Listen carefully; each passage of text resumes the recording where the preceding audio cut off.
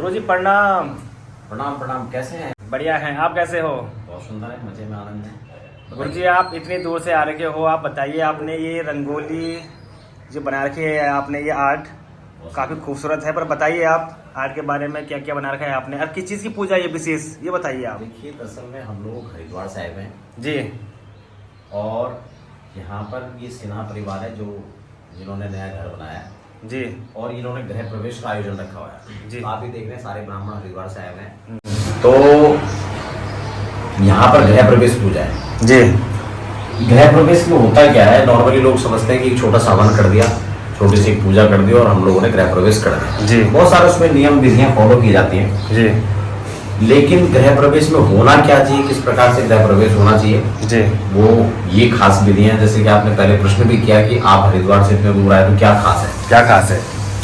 खास इसमें ये है कि जो एक वैदिक पद्धति है, वैदिक विधि है, हम उसके अनुसार यहाँ पर पूजा करने वाले हैं। जी। बहुत विशेष बात मैं आपको बता दूं, आपने एक शब्द और प्रयोग किया बीच में, रंगोली। जी। आप इसको देखेंगे, रंगोलियां आपकी दृष्टि में सामान्यतः हो सकता है, लेकिन ये कोई रंगोली नहीं है।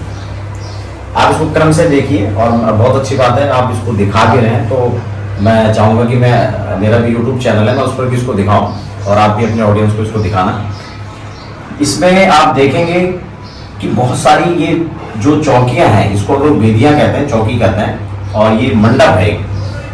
यानी आप इसको इस तरह से समझ सकते हैं कि हम किसी के आने के लिए जो एक सुव्यवस्थित, एक सुनियोजित तरीके से हम उसके अरेंजमेंट करते हैं उसके स्वागत के लिए, तो वो यहाँ पर सब हम व्यवस्था बना रहे हैं। जैसे कि हम छोटा सा फंक्शन करते हैं तो हम अपने गेस्टों को बुलाते हैं, उनके बैठने की व्यवस्था है, उनके लिए अरेंजमेंट हम लोग करते हैं। तो ठीक इसी प्रकार से हम ब्रह्मांड की अनंत शक्तियों को यहाँ इन्वाइट करने वाले हैं। जो कुछ अदृश्य शक्ति हैं, जो परमात्मा के रूप में जिसको लोग जानते हैं, अनेक अनेक नामों से पुकारते हैं, हमारे अनेक अनेक प्रकार के देवताओं का वर्णन है।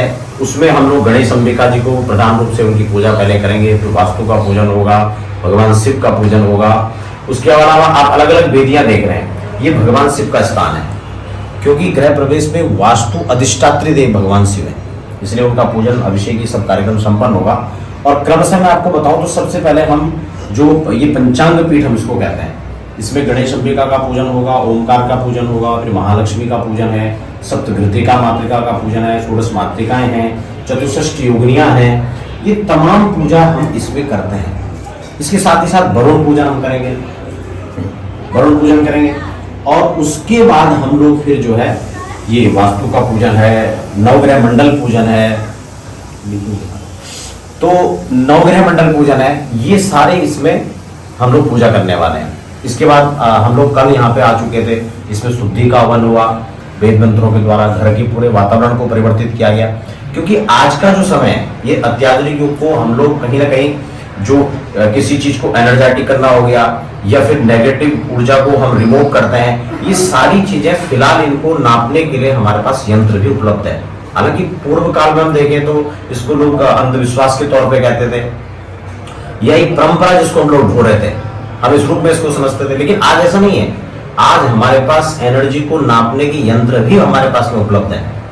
और अब जो चीजें हमारे सामने फिलहाल वर्तमान के अंदर है, आप पूर्व सरकार कह लो, या तो इस पे ध्यान नहीं दिया गया या इस चीज को शायद प्रोत्साहन नहीं किया गया, ये एक सुनियोजित तरीके से एक षड्यंत्र के तहत इसको समाप्त करने का एक लगातार कुत्सित प्रयास किया जा रहा है। लेकिन वर्तमान में जो सरकारें अभी हैं, अब वो किस रूप में, मैं किसी राजनीतिक पार्टी से कोई मेरा ताल्लुकात नहीं है, लेकिन फिर भी जो अध्यात्म और संस्कृति की तरफ खासकर भारतवर्ष का नहीं अपितु तो पूरे विश्व का जो रुझान बना है, इससे निश्चित ये तो हमें मानना पड़ेगा, स्वीकार करना होगा कि वो लोग कहीं ना कहीं अध्यात्म से जुड़े हैं। और भले क्यों नहीं, हमारी विरासत में हमें ये मिली है, हमारे पूर्वजों ने इसका निर्वहन किया है, तो हम लोग किसी संवाद सिर्फ हैं, तो बहुत अच्छी बात है। आज आप भी आए हैं और ये सिन्हा परिवार, हम लोग पटना इतना दूर आए हैं, और सिर्फ पटना नहीं, ये तो हमारे पास है बिल्कुल।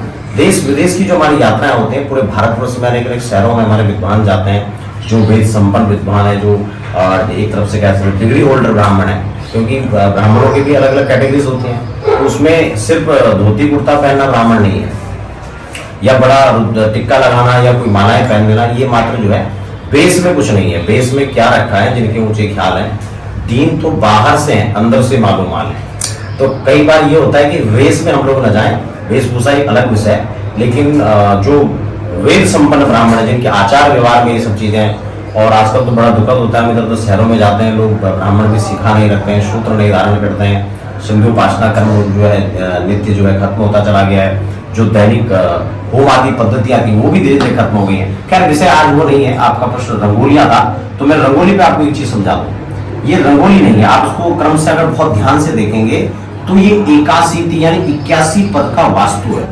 हमारे यहाँ वास्तु का अनेक जो भेद है, उसमें जिस समय हम गृह पूजन निर्माण करते हैं उस समय वास्तु का पूजन होता है, जिस समय यज्ञ करते हैं उस समय वास्तु का पूजन होता है। तो अनेक अनेक अवसरों पर जो है ये पूजाएं संपादित की जाती हैं। लेकिन गृह प्रवेश में जिस वास्तु का हम पूजन करते हैं 81 खंड का होता है। आप उसको बहुत गौर से देखेंगे तो उसमें अलग अलग रंग भरे हुए हैं। अब ये नहीं है कि ये अलग अलग रंग भरे हुए हैं तो ये अलग अलग हमने अपने स्वेच्छा से भर दिए, ऐसा नहीं है। वो जो देवता वहां पर बैठा हुआ है उसका प्रमाण है, उसकी एक निश्चित एक दूरी भाव से होगी, एक निश्चित रंग उसका होगा, एक निश्चित स्वरूप होगा, तो उसी प्रकार से हम उसको रखते हैं, उसकी पूजा करते हैं। फिर ये पुंज परंपरा है, इसमें क्या होता है कि अक्षत के ऊपर हम उनको एक आसन देते हैं। जैसे कि मान लो एक उदाहरण के तौर पर एक विधायक आपके यहाँ आता है तो आप उसके लिए बड़ा सा सोफा रखते हैं। कोई एक सामान्य व्यक्ति आता है तो आप उसको एक प्लास्टिक की कुर्सी भी दे देते हैं। तो एक उस प्रकार से उसकी व्यवस्था है, उसके पद और कद के हिसाब से। तो यहाँ पर जो अखंड अनंत कोटि शक्ति संपन्न जो हमारे प्रभु आएंगे, उनके साथ उनकी परिकर आएगा, तो उनके लिए व्यवस्था है, तो उनको अलग अलग हम आसन प्रदान करते हैं। तो इसको आप आसन के रूप में देख सकते हैं। और अक्षत पुंज के ऊपर हम देवताओं को, जैसे आप सुपारी में देख रहे हैं, तो वो मूर्तियां हैं, तो मूर्ति के रूप में हम उनकी प्रतिष्ठा करते हैं, पूजन करते हैं, और वो तमाम चीजें हम यहाँ पर करेंगे। आपको आप देखेंगे पूजा में बैठ करके तो आपको बड़ा अच्छा लगेगा। नवग्रह की बात आती है, कई लोग कहते हैं मैं तो स्वीकार ही नहीं करता, नवग्रह होते ही नहीं। देखो, किसी के स्वीकार करने मात्र से या अस्वीकार करने मात्र से किसी सत्ता का लोभ होना या प्रकट होना, ये उसके निजी निर्णय पर ये आधारित नहीं है। वो क्या सोचता है विषय ये नहीं है, क्या है विषय तो ये है। तो क्या अभी तो नवग्रह, अभी तो हम सूरज और चांद पर पहुंच गए, तो आज हम वहां पहुंच चुके हैं, और फिर सूर्य की सत्ता को कौन झुठला सकता है। इसमें कोई धर्म नहीं है, कोई जाति नहीं है, किसी प्रकार का देश या किसी क्षेत्र का कोई इसमें ये नहीं कि नहीं सूर्य को अमेरिका वाले मानेंगे या नहीं मानेंगे। तो भारत वालों की परंपरा है सूर्य की, तो आप सूर्य अर्घ मत दो, लेकिन सूर्य को थैंक्स तो आपको कहना ही पड़ेगा, पूरे विश्व को कहना पड़ेगा, क्योंकि जब सूर्य उदित होंगे तभी आपके जीवन में एक नया सवेरा आएगा, तभी आपके जीवन में एक नए दिन का संचार होगा, नई ऊर्जा का संचार होगा। तो इसलिए हम इनको झुठला नहीं सकते, हम इसको अस्वीकार नहीं कर सकते। हाँ, वो बात अलग है कि हमारी विचारधारा किस तरह से है, हम वामपंथी में आते हैं, हम वाम विचारधारा को अपना रहे हैं, या हम संस्कृति के संवाहक हैं, वो विषय एक अलग हो जाता है। लेकिन निश्चित तौर पर जो हमारी संस्कृति, हमारा जो ऋषियों का ज्ञान था, हमारे ऋषियों की दूरदृष्टिता थी, जिन्होंने ग्रहों और नक्षत्रों की दूरी तो तय की, साथ साथ में इनके बारे में बताया, ये कौन से गोत्र के हैं, इनका वर्ण कैसा है, इनका रंग कैसा है, इनका प्रभाव कैसा है। इसी के हमारे जो इसका स्तवन भी है उसमें भी इसके बारे में बताया गया। सूर्य सौर्यवतेन्द्र उच्च पदविम सन मंगलम मंगलः सर्वबुद्धं बुधोश्च गुरुश्च गुरुताम सुखम सुखम संसद। जो लोग राजनीति में अपना कैरियर आजमा रहे हैं, व्यापार में अपने कैरियर को आजमा रहे हैं, उसके लिए कौन सा ग्रह प्रबल होना चाहिए, कौन से ग्रह की बलबूते वो राजनीति में जा सकता है, कौन सा ग्रह उसको टेक्नीशियन बना सकता है, कौन सा ग्रह उसको मेडिकल के क्षेत्र में सफलता दिला सकता है, कौन सा उसको वक्ता के रूप में दिला सकता है, कौन सा उसको किस फील्ड में दिखाएगा, किस फील्ड में उसकी प्रगति होने वाली है। ये नव ग्रहों पर भी कहीं ना कहीं उनको उनके अनुरूप हमें जो है अपनी यात्रा के बारे में विचार करना चाहिए, उस ग्रह को प्रबल करने का करना चाहिए। और मैं खास बात बता दूं आज आपके माध्यम से, नव ग्रहों की सत्ता सिर्फ मनुष्यों पर इसका प्रभाव है ऐसा बिल्कुल भी नहीं है। पूरे ब्रह्मांड के अंदर नव ग्रहों का प्रभाव पड़ता है। अभी तमाम विश्व युद्ध जैसे हालात हो गए थे, बड़े बड़े शक्ति संपन्न जो देश थे, राष्ट्र थे, वो आपस में टकरा गए, तो ये भी ग्रहों का जो प्रकोप कह सकते हैं। अभी महामारी जैसे कोरोना जैसी महामारी आई, तमाम दुनिया के सब लोग घर में कैद हो गए, ये भी उसी का एक पार्ट था। तो ज्योतिषी छोटा बड़ा हो सकता है, ज्योतिषी का अपनी गणना में कमी या जो है उसमें विस्तार हो सकता है, लेकिन ज्योतिष तो पूर्ण रूप से एक ही है, एक बराबर ही है। इसको हमको सहज एक मत से स्वीकार करना पड़ेगा। इसमें कोई भी मतांतर नहीं है, कोई भी मतभेद नहीं है, इसमें मतैक्य होना पड़ेगा सबको। जी गुरुजी, अब आपसे एक बात और पूछनी है। बिल्कुल अवश्य।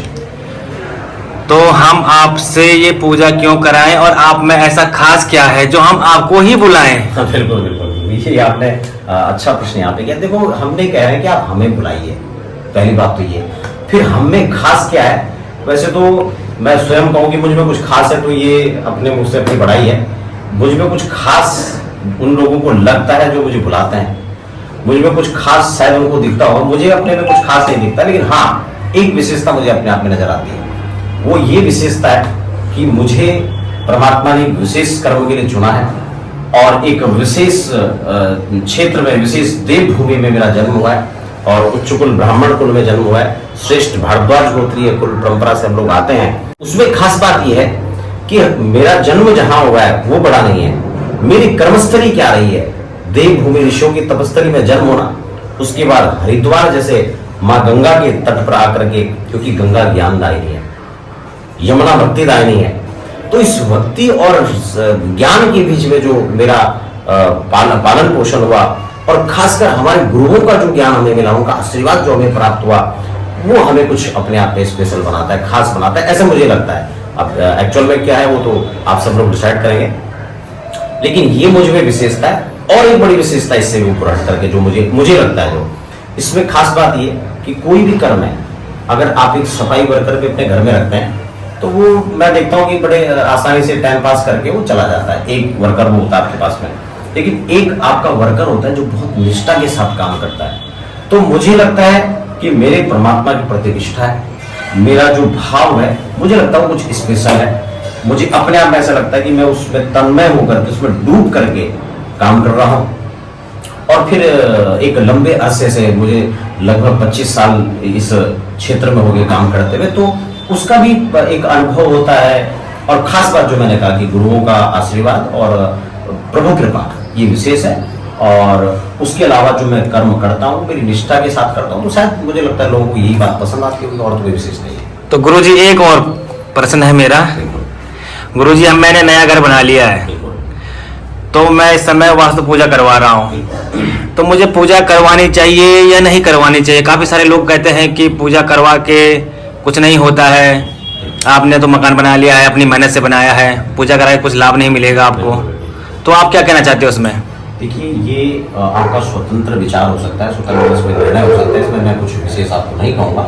लेकिन हाँ, जो नियम है शायद उसे तो हमें फॉलो करना चाहिए। और आपने देखा होगा बहुत लोग बहुत पैसे लगा के बड़े बड़े घर बना लेते हैं। ये मैं नहीं कह रहा हूँ कि मैंने देखा, आपने भी देखा होगा, उस घर का ही सुख नहीं भोग पाते हैं, वहाँ लोगों की मृत्यु हो जाती है।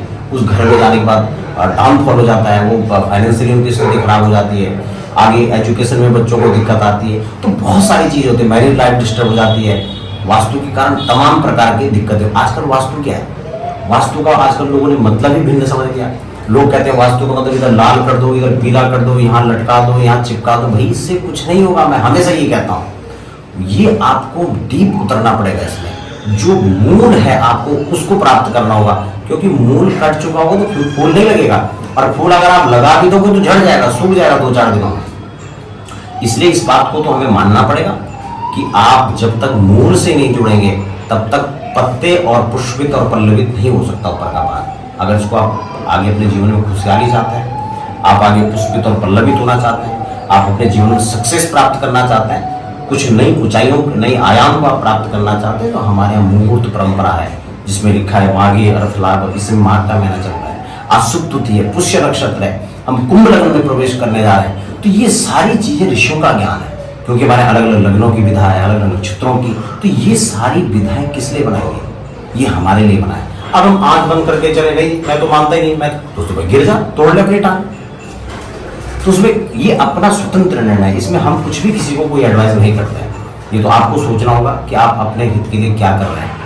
आप जिस पेड़ पर बैठे हैं उसकी जड़ को काट रहे हैं, आप जिस तने पर बैठ रहे हैं उसको कटवा रहे हैं, उसको आप उसको सिंचित कर रहे हैं। ये निर्णय हर व्यक्ति का स्वतंत्र होता है। तो इसमें मुझे लगता है सब समझदार है, तो उसमें तो मैं कुछ विशेष कह नहीं सकता। अच्छा, और नए घर में वास्तु पूजा कराने से लाभ? लाभ ही लाभ है, इसके कोई एक पक्षीय लाभ नहीं है कि मैं आपको कहूँ एक लाभ है।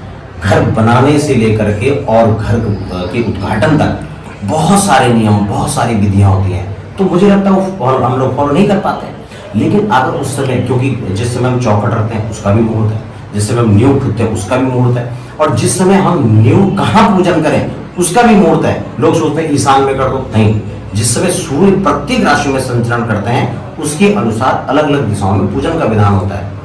अब कौन किसको समझाए?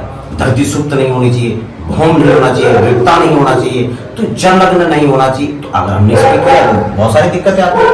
कई लोग गृह निर्माण कर देते हैं, उसके बाद पैसों की दिक्कत आने लग जाती है, ठेकेदार पैसे लेकर के भाग जाता है, उसके बाद काम बीच में रुक जाता है, कई कई सालों तक लोगों के घर नहीं बन पाते हैं। तो इसलिए ये बहुत विशेष बात है। तो मैं आपके माध्यम से, और ये मेरी बात नहीं है, ये आपने हजारों बार देखा होगा, तो ये तमाम चीजें अगर नहीं हो पाई हैं और हमने गृह प्रवेश को वेद विधि से अगर करवा दिया तो सारे दोष खत्म, जो हम शुरुआत से नहीं कर पाए। कई लोग कहते हैं गुरुजी हमने मुहूर्त गलत समय में कर दिया, अब हमने आपकी वीडियो देखा तो वो महीना ही गलत था, अब क्या करें? भाई जो हो गया उसको छोड़ो, आगे क्या करना है इस पर आप फोकस कीजिए। तो जितने भी त्रुटियां जीवन में रह गई हैं, आपको मैंने तो पढ़ाई नहीं की 5 महीने, शायद मैं उसमें अच्छा पढ़ता तो मैं हाई स्कूल इंटर में अच्छा चला जाता, मेरा कैरियर अच्छा बन जाता। भाई जो छूट चुका है उसको छोड़ो, जब जागो तब सवेरा, इस पर फोकस करो, अब ये होना चाहिए। तो गुरुजी आपका बहुत बहुत धन्यवाद, आपने बहुत अच्छे से हमें समझाया, तो आपको प्रणाम।